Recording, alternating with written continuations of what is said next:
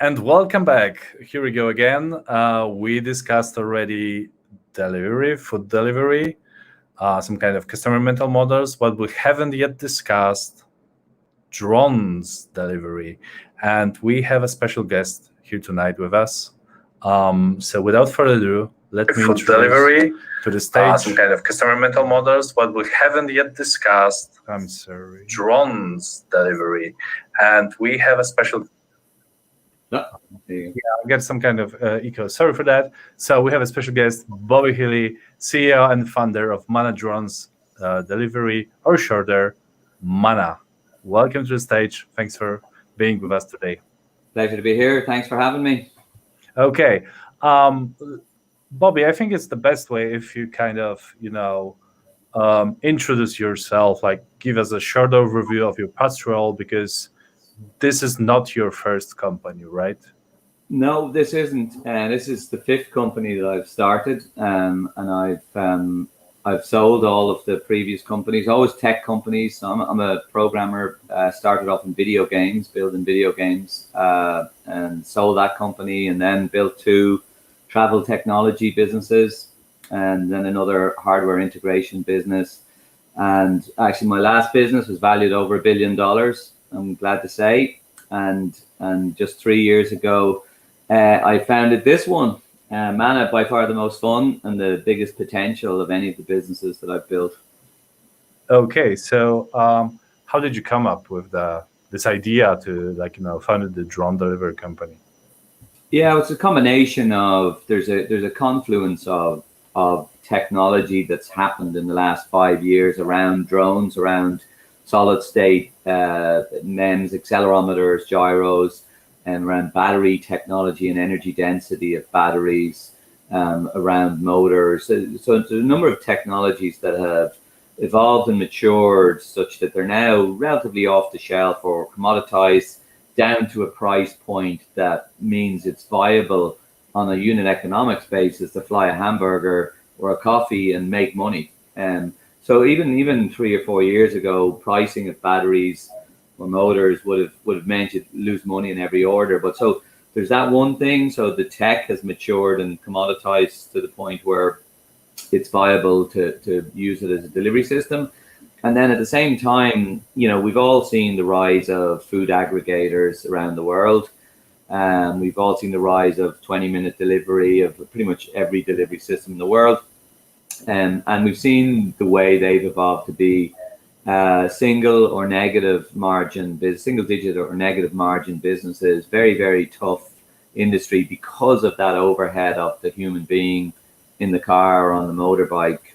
And if you take that business or that industry and you move it into the suburbs, so slightly less densely populated areas with less retail and restaurant density, you just have an impossible business and industry to scale. Even though it's already a $300 or $400 billion industry, it's one with big challenges. So my view is that actually robots and specifically drones can fix that economics and user experience problem for that industry.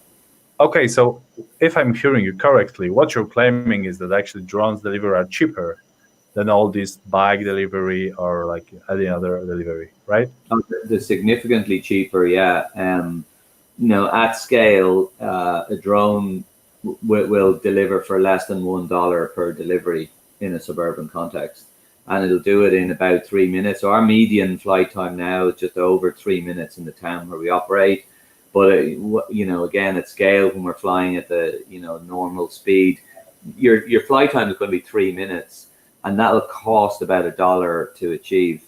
So yeah, it's an order of magnitude nearly. I mean, the typical road-based delivery, either between the Europe or United States, that cost is between $6 and $9 today to operate that delivery, and no amount of optimization, of route optimization or batching or any of the optimization options available to food aggregators or restaurants. None of them will get even close to being less than $5 per delivery. And we expect to be about less than 20% of that cost. Okay, so you're kind of questioning, and it's fine, like the unit economics behind the instant delivery in traditional way. There are many people out there that are also questioning that is all that burning VC money, but there are many people out there that are questioning the drone delivery idea. Some say we'll go to that later. Some say it's bullshit. Sorry for Yeah, that word. I hope that person is here. Some kind of like a famous American blogger wrote about it like that 2 weeks ago. So a perfect start. That would be perfect start for our panel.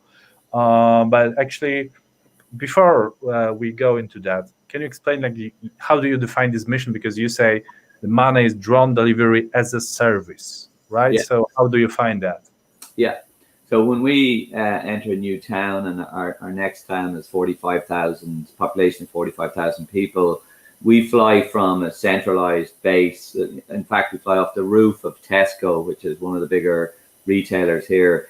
And the local vendors join us on the roof. So the local coffee shop, the local butcher, the local restaurants, they're all on the roof with us. And we provide them a delivery service. So essentially, those retailers or those restaurants that we're working with, they now have a delivery system for free. It costs them nothing to about a 30 square mile catchment area, or in the case of this town, 45,000 people within their reach in 3 minutes, just over 3 minutes.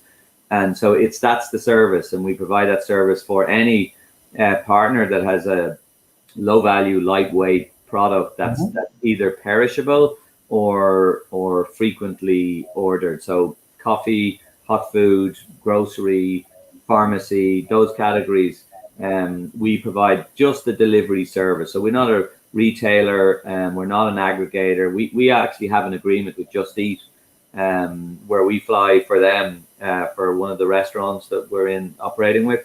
So yeah, we want to be a delivery company and keep it that simple. Okay, so you mentioned like the two big brands already, like the Tesco and Just Eat, right? So the huge one of the largest players in the delivery platforms as well.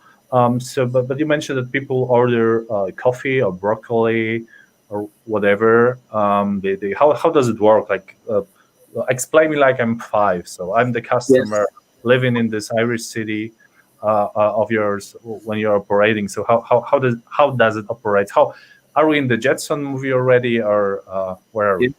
We are. It's sometimes hard to convince people that it's real, but this town we're operating in, more than 35% of the population use the service now, and we have more demand than you can imagine. It's real, as in it's not an occasional stunt where we fly something and we make a big press release about it. This town has totally replaced road-based delivery with drone-based delivery for coffee, for takeaway, for supermarket, everything. And there in this town, it's Galway on the west coast of Ireland. Actually, if you could show the map now, I'll give you an idea. I'll show you. I'm going to show a map here of the town we operate in. It's kind of a good example. Yeah, perfect. So this is the town where we operate in. There's just over 10,000 people in this town, and each one of these orange lines is flown with one aircraft only, right? And if I just hover over here, in fact, I'm just going to zoom in a little bit to give you an idea of it, right?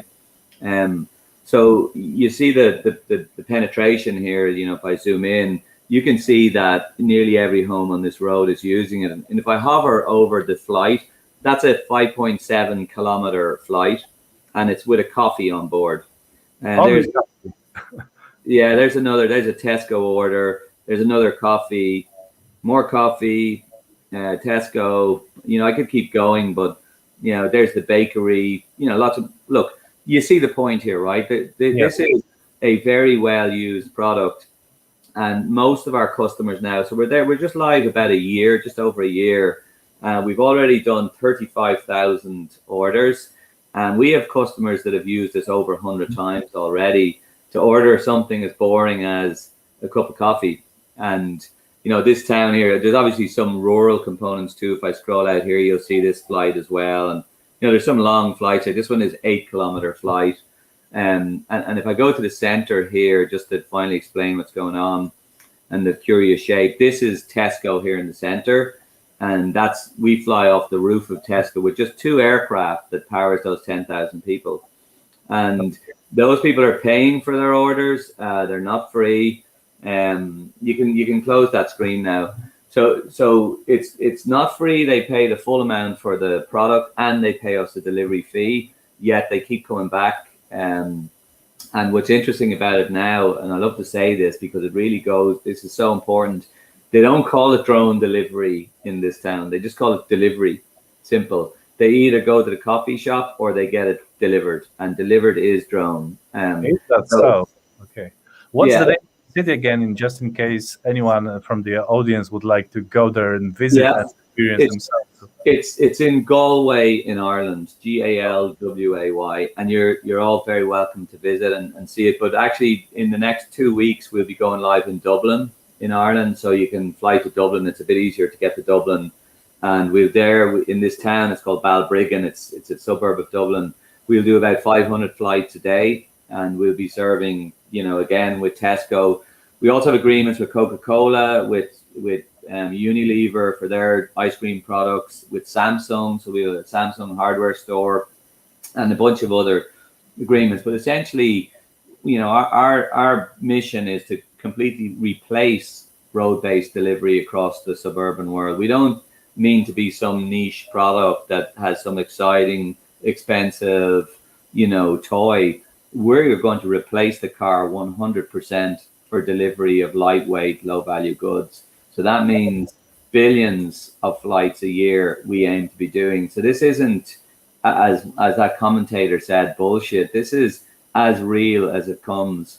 And I mean, you'll see it if any of you are lucky enough to go to see it in operation. When a customer orders a coffee from us, they order it on an app. That we show all the vendors in one app. They order from an app. We ask them to drop a pin where they want us to deliver the coffee, and many of them will put it in their back garden, or if they have a small garden, they'll put it on the roof of their car or on a trampoline, any flat surface, and they get a notification when we've taken off. We tell them exactly how long it will take us to get there to the second, and we tell them when we're 30 seconds away, and then finally we tell them when the product is on the ground. And again, this is mature now, so they don't even come out of their house anymore to look at it. They just wait for that notification to say the product's arrived. So when you ask me, is it Jetsons? This is better than Jetsons. This is way ahead of what the Jetsons were thinking. Paw Patrol is your mark. Paw Patrol did a drone delivery video.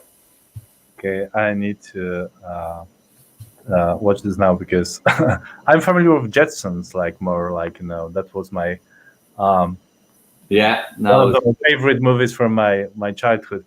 But you mentioned the plan is to get really billions of deliveries of flights or deliveries, as you mentioned, because no one call it flight or drone delivery a year. What's the current state? So you were showing us the map with some kind of tracks, routes that the drones are flying. Yes. But how does it look in what's the scale right now of Manna deliveries? Yeah, so we have now 65,000 flights that we've done, deliveries that we've done. Our next, and we're not, so this industry is not ready to scale yet. And it's not been held back with regulation. We've been waiting on regulations to define what we do, and it's the aviation regulators that governs our sector. So we now have a European-wide license. So what we do in this town, we got that 2 months ago, and now we can apply what we do anywhere in Europe. And we're not ready to do that. We're not ready to scale yet. So the way we think about it is, across 2022, we'll probably address another 200,000 or 300,000 customers. So still very small, but all part of the learning exercise. And then 2023, we aim to be scale manufacturing and then scale deployment across Europe. We're waiting on the United States from a regulatory perspective, but for now, Europe is the short and medium term opportunity. And then, as I said, somewhere between 200,000 and 300,000 customers across 2022. Your guess is as good as mine about how many deliveries that is, because we really don't know yet whether we increase demand because of how great the delivery experience is, or whether demand remains as it is. but either way, we'd expect to be getting, several 100,000 orders in that town that we operate in. And then to get to 1 million or 10 million flights a day, which is the way this industry really needs to think and the way we think, it's not a matter of simply applying cash and scaling. In order to have a product that meets the requisite levels of safety for that scaling, takes time and takes a lot of energy in testing and working with the aviation regulator to get that permission. And we'll be there or thereabouts H2 next year, where we will have a product that can do 1 million uneventful flights a day. And so that's the way to think about it. The way anyone in Europe should think now is, I'll be getting drone delivery in 3 to 5 years, guaranteed. Sorry, I was muted because there was some kind of like the fire trucks behind my window. Let's imagine I'm the like kind of rich VC, really rich VC. Let's say I'm $100 million or 500, whatever the amount is. If I gave you right now this kind of money, would you put it more in like the engineering, like to make sure that drones are more like better engineered, whatever that may be, or would you like that for like scaling operations or like more business deals? Yeah, business deals are easy for us to get. Everybody contacts us to work with us. There's literally every big brand and business wants to try out and learn about drone delivery. So no, we have just under 70 people now in the company. They're nearly all engineers, and we've raised just over $30 million in venture capital.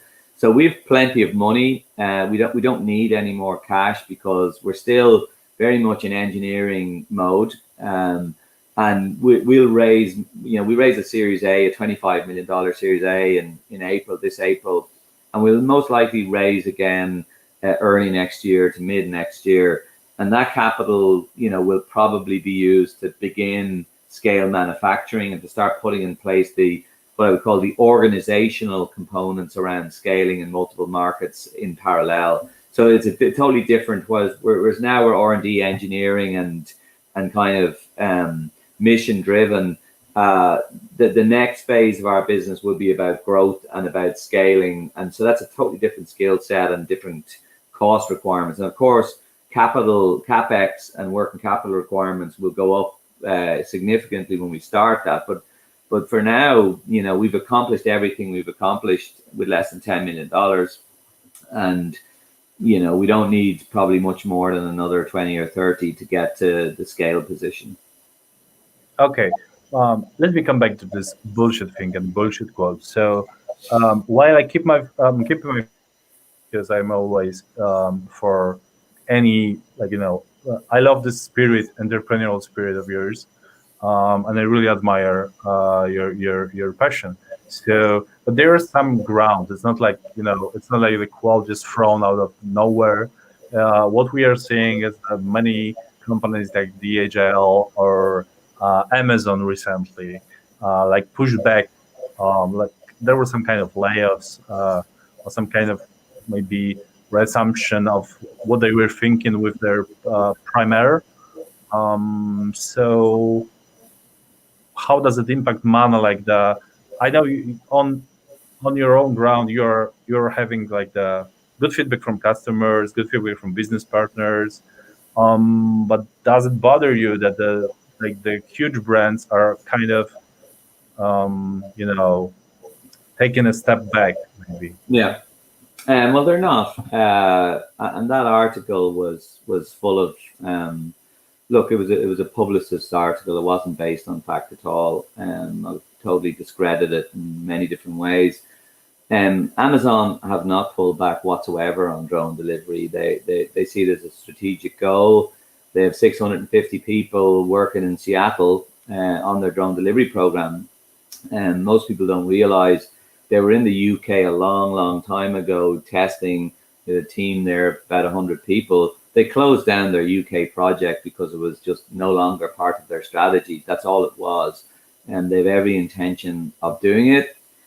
They'll do it very well, as they have executing on every other strand of their business. But they're not in a rush, and they don't need to do what we do. They don't need to talk about it. They're Amazon, and they'll do it in their own time when it powers their business. So Amazon Prime will get drone delivery. I've zero doubt about that. And anyone that thinks that that's a setback for the industry doesn't understand the industry or doesn't understand technology, or Amazon for that matter. And so that's the gentleman of the bullshit. Alphabet is who I point at and say, if you want to see a large engineering business that's making progress here, Alphabet are doing 100,000 deliveries a year. They're in one town. They're increasing that. They have an incredibly good, very well designed platform that's aviation and scale ready. What's holding them back is that they're in the United States, and the regulatory environment, they're in kind of regulatory purgatory there. So we're able to go faster than them simply because we're in Europe. We operate out of Ireland with the Irish regulator. That's a very, very visionary regulator that wants commercial success happening in Ireland. And that happens to work within the auspices of European EASA, European regulation. So we have access to 500 million people that are regulated by regulators that want this to happen. And so if I were to say, well, what is let's argue the case here against me. Does the technology work? Is it ever possible to make this work? Just go to Galway and you'll see it working. You will see children, you will see grandparents and everything in between using this service as normal. Ordering coffees, broccoli, melon, toothpaste. I could go through the list. 35,000 products purchased that are needed to be delivered. Does the technology work? Well, what can I say? If you believe drone delivery is bullshit, then obviously Ireland doesn't exist in your mind. And those 100,000 successful deliveries that Wing, have done also don't exist. So you're the crazy one, I would say, if that's what you think. But then you think about, okay, what other challenges are there? The cost of operation. Well, as I said, drone delivery, one of our aircraft will do between 9 and 10 deliveries per hour. One of our personnel can load just over 20 deliveries per hour. So our operational cost is battery depreciation on an aircraft and the overhead of one person for 20 orders an hour. It's nearly an order of magnitude more efficient than the alternative using the road. And then if I look at the other softer indicators, drones use or produce no CO2 for a flight. Diesel cars and motorbikes are the alternative. Drones don't take a tip. Drones don't spread COVID. Drones don't invade privacy. Everything about drones is better. And the final question that most people have is around noise. And our drones cannot be heard at cruise altitude. We can fly over your house. You won't be able to hear us. So is it bullshit? No. Is it difficult and complex to get working? 100%. It's the most difficult project I've ever built. But I'll stake my reputation, and I've built, as I said, my last business is a unicorn. I know how to build and scale businesses, as does my team, and I'm very excited about the future. Very hard to see how we don't fail. Okay, great to hear that. I just wanted to add, yet when you were saying that drones don't take tips, maybe there are digital tipping companies that want to work with us to add tipping, and we're struggling to find a reason why a robot needs a tip. Okay, I'm looking at my smartphone because we've got some kind of question from from Colin from Quick Link, I guess from Ireland. So that's your guy. Excited to be able to get urgently required ink cartridges to customers within 30 minutes, half an hour. Do you see collections being a possibility as well? For example, returning empty cartridges for recycling. So do you see that way? Yes. Yeah, we actually have that in the system. We don't use it yet, but it's funny. We actually see ink cartridges as a big driver. We also see things like COVID tests and returns, things like that. There's a lot of two-way traffic that we'd like to support, but the reason we engineered it into the current product is that we want to have a centralized base of drones that can fly out to a vendor first, pick up the product, and then fly to a customer as part of a future business model. But right now we just fly out and back. but we have the ability to pick up a product, and that could just as well be picking up a return from a customer. Okay, great. Thank you, Colin, for your question. I hope that answers what Bobby just shared. I was thinking about like the most wildest dream of the drone delivery. I was thinking because we started our event earlier today with the session with the speaker from Delivery Hero, and they are great with their dark stores, DMarts as they call it. Like, there's like I think 1600 or 20 something hundred SQAs on the shelves ready. Is that the way to combine your drones with the dark stores that's not operated by humans, but Yeah, I think it is.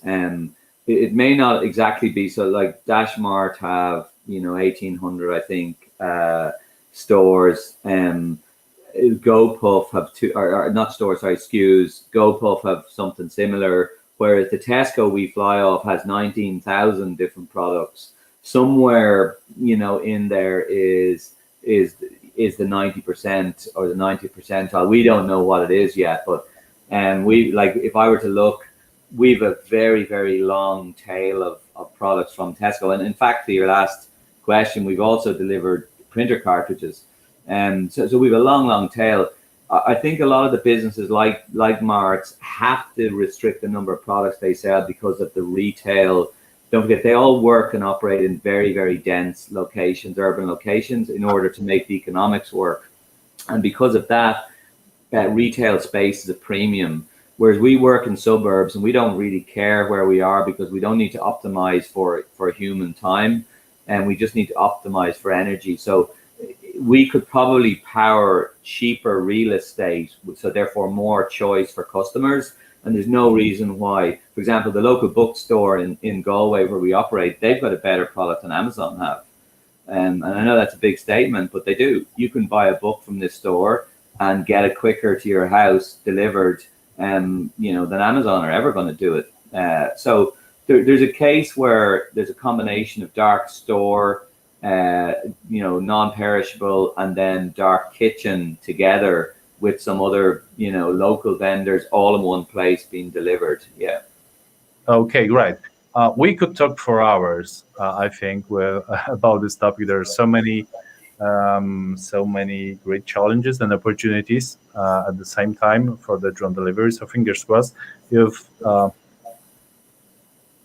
So we have a time for like the one-liner, maybe the one last thing you would like to leave us with to consider maybe and rethink over the weekend, and replay in our hands. So what's your personal vision? Maybe some kind of you seem to me like the down to earth man, but some kind of personal vision that you would love to see in the future, like really viable. Can I do it a different way? Yes, of course. There's when you're me, you've lived this, and you've also worked with customers that have lived it. And for people that are interested in this subject, and the people that are listening here today, and investors and just the world at large, when they think about drone delivery, one way that people don't think about it is the way that will help you understand it. And it's this: you sit at home on your sofa in front of the TV at 9 p.m. and you ask yourself, what would I do if I could have everything I need right here in less than 5 minutes? So pint of Guinness, a meal, some medicine for the baby because the baby's crying, everything I could possibly need, but within 5 minutes. Think about it the way your behavior would be, and think about that as a tool for suburban living. I'm like kind of speechless, and I need some time to rethink that and replay the scenario in my head. Thank you, Bobby, for your time today. We're switching to another subject, so thanks again. It was a pleasure to hear you, and I hope that attendees are as inspired as I am right now. Thank you very much. Pleasure to be here. And we'll have a short break.